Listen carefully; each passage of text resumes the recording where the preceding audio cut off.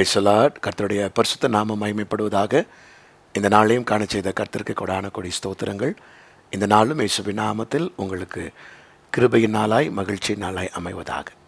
அன்பான கர்த்தருடைய பிள்ளைகளே, இந்த நாளிலும் கர்த்தர் உங்களுக்கு கொடுக்கிற வார்த்தை அப்போஸ்தலர் நடபடிகள் 27ஆம் அதிகாரம் 41ஆம் வசனமும் 28ஆம் அதிகாரத்தின் 1ஆம் வசனமும். ஆக்ட்ஸ் ஆஃப் தி அப்போஸ்தலர்ஸ் chapter 27 verse 41 and Acts of the Apostles chapter 28 verse 1.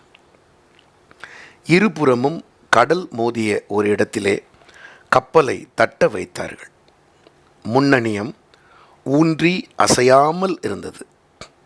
பின்னணியம் அலைகளுடைய பலத்தினால் உடைந்து போயிற்று. நாங்கள் தப்பி கரை சேர்ந்த பின்பு அந்த தீவின் பேர் மெலித்தா என்று அறிந்தோம். கர்த்தருடைய பரிசுத்த நாமத்துக்கு மகிமை உண்டாவதாக. அன்பான கர்த்தருடைய பிள்ளைகளே, இந்த நாளிலும் கர்த்தர் உங்களுக்கு கொடுக்கிற வார்த்தை, உடைவுகளிலே தேவனோடு கூட இருந்து நீங்கள் திடப்படும் போது உங்களுக்கான மெலித்தா தீவை நீங்கள் காண்பீர்கள். உடைவுகளிலே தேவனோடு இருந்து நீங்கள் திடப்படும் போது உங்களுக்கான மெலித்தா தீவை சீக்கிரமாய் காண்பீர்கள். கர்த்தருடைய நாமத்துக்கு மகிமை உண்டாவதாக. இந்த நாளிலே கர்த்தர் கொடுக்கிற இந்த வார்த்தை குறிப்பாக உடைக்கப்பட்டவர்களுக்காக கர்த்தர் கொடுக்கிற வார்த்தை.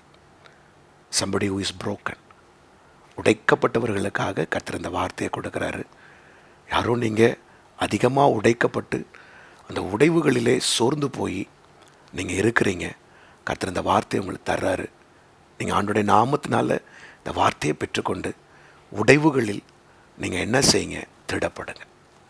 பவுல் அப்போஸ்தலனும் 275 பேரும் இந்த கப்பல் பிரயாணத்தில் அவங்க இருக்கும்போது ஒரு பெரிய கொடுங்காற்றினால் அந்த பிரயாணத்தில் கப்பல் உடைக்கப்படுகிறது. கப்பலில் 2 காரியம் உண்டு. ஒன்று முன்னணியும், இன்னொன்று பின்னணியும். நம்முடைய ஆவிக்குரிய கப்பலிலே, விசுவாச கப்பலிலும் நமக்கு முன்னணியம் உண்டு, பின்னணியம் உண்டு. கர்த்தர் கண்ட்ரோல்டாக தான் கொண்டு போகிறாரு. ஆனால் ஒரு பகுதி கடலின் மிகுந்த அலைகளினால் அது உடைந்து போயிற்று. பின்னணியம் உடைந்து போயிற்று. இனி இந்த பின்னணியத்தினால ஒரு பிரயோஜனமும் இல்லை. ஆனால் அங்கே இருக்கிற முன்னணியம் இருக்கிறது அல்லவா, அது ஊன்றி நிற்கிறது. இன்றைக்கு கர்த்தர் உங்களுக்கு ஜீவனை கொடுத்து ஒரு நம்பிக்கையை கொடுத்து உங்கள் முன்னணியத்தை ஆண்டவர் நிற்க வச்சிருக்கிறார். நீங்கள் வியாதி படுக்கையிலையோ இல்லாவிட்டால் ஏதோ ஒரு பொருளாதார ரீதியிலையோ நீங்கள் கஷ்டப்பட்டு நெருக்கடியில் சுத்தமாக உடைக்கப்பட்டு கொஞ்சத்தில் நின்றுட்டுருக்கீங்க இல்லையா, அதனுடைய சைன் என்னன்ற அந்த காலை வேளையில் ஆவியானவர் உங்களுக்கு சொல்கிறாரு. அந்த அடையாளம் என்ன தெரியுமா? கர்த்தர் உங்களுக்காக ஒரு மெலித்தா தீவை ஆயத்தம் பண்ணியிருக்கிறார்.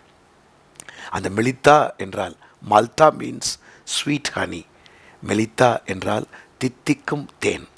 இப்போ உங்கள் வாழ்க்கை கசப்பு போல் தெரியலாம். இப்போ உடைக்கப்பட்ட இடத்துல நொந்து போய் ஒன்றுமே இல்லாமல் ஏன் ஆண்டவர் என்னை இப்படி உடைச்சி போட்டிருக்கிறாருன்னு நீங்கள் ஒரு பெரிய கேள்வியோடு இருக்கலாம். ஆனால் நீங்கள் உங்களை திடப்படுத்துங்க, உங்களை தைரியப்படுத்துங்க. நீங்கள் திடப்படுத்தி தைரியப்படுத்தி நீங்கள் நிற்கும்போது சீக்கிரத்தில் ஒரு மெலித்தா உங்கள் கண்களுக்கு தெரியும். ஒரு தித்திக்கும் தேன் உங்கள் கண்களுக்கு தெரியும். அதை நோக்கி கர்த்தர் உங்களை நடத்துவார். எல்லா உடைவுகளுக்கு பிற்பாடும் ஒரு தித்திக்கும் தேன் உண்டு. கர்த்தர் வேதத்தில் யாரெல்லாம் உடைத்தாரோ எல்லா பரிசுத்தவான்களையும் கர்த்தர் உடைப்பார். உடைவு என்பது ஒரு ஆவிக்குரிய டிசிப்ளின், ஸ்பிரிச்சுவல் டிசிப்ளின்.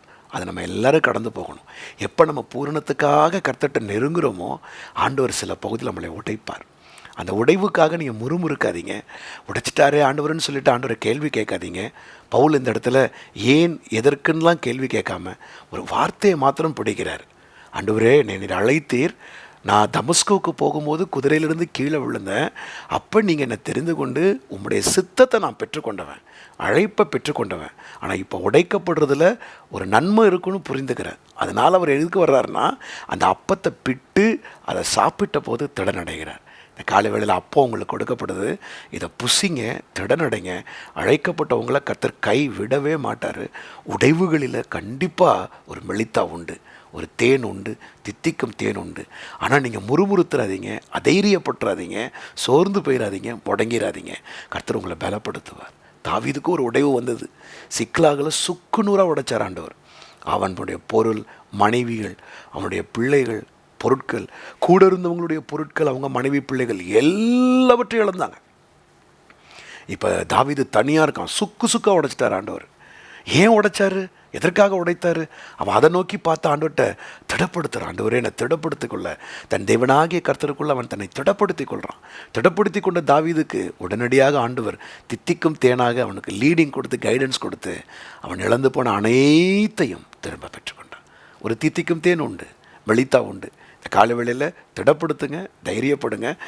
நடந்ததை நினைத்து கவலைப்பட்டு சோர்ந்து போய் உட்காராதீங்க. உங்களுக்காக கிரியை செய்கிற கர்த்தர் உண்டு. அவர் மெலித்தாவை சீக்கிரத்தில் உங்கள் கண்களில் காண்பிப்பார். ஜெபிப்போமா? பிதாவே, இந்த நாளிலும் உடைக்கப்பட்டு நொறுக்கப்பட்டு சுக்கா ஆண்டவரே இனி என்ன என்று சொல்லி நிலை குலைந்து இருக்கிறவர்களோடு நீர் பேசினீர். உமக்கு ஸ்தோத்திரம். அவங்க திடப்படட்டும், பலப்படட்டும். மெலித்தா உண்டு என்பதை நீர் சொல்லியிருக்கிறீரப்பா. அந்த நம்பிக்கையோடு அவங்க எழும்பட்டும். அந்த தித்திக்கும் தேன் அவருடைய கண்களில் காட்டப்பட போவதற்காக ஸ்தோத்திரம். வியாதி படுக்கையிலையோ ஆண்டவரை ஏதோ ஒரு பிரச்சனையிலையோ சுக்காய் உடைக்கப்பட்டிருக்கிறவர்களோடு இந்த நாளிலே பேசப்பட்ட உடைய வார்த்தைகளுக்காய் ஸ்தோத்திரம். அந்த வார்த்தைகள், அந்த அப்பம் அவங்க புசித்து திடனடையட்டும், எழும்பட்டும். கர்த்தர் செய்கிறபடியால் ஸ்தோத்திரம். இந்த நாளிலும் ஒவ்வொருவரும் எடுத்துக்கொள்ளுகிற வேலைகள், தேவைகள், ஊழியங்களில் கர்த்தருடைய கரமிருந்து நடத்தட்டும்.